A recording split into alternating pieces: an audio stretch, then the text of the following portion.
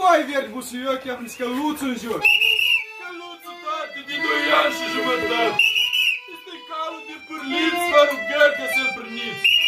Este calul de la Ieși cu cordienii boierești. Este calul turcului, sare în vârful muntelui. Este calul cel belar care joacă an de an. De la fete tinerele, de la mândri frumușeli.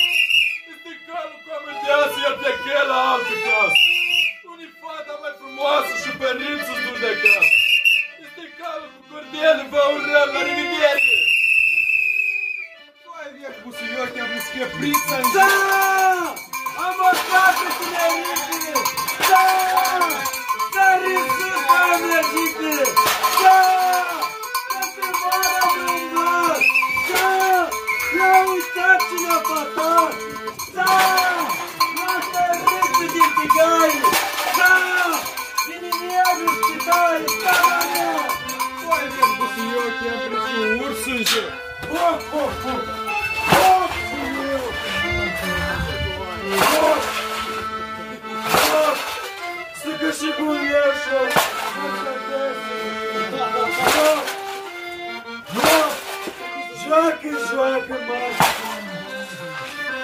Hop! Hop! Și să joacă cu bumașă! Hop! Hop! Joacă, joacă!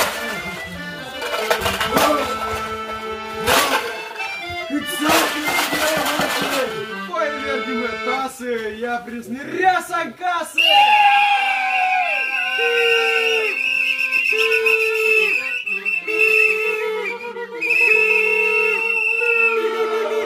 Las prișenii, fac două, toți o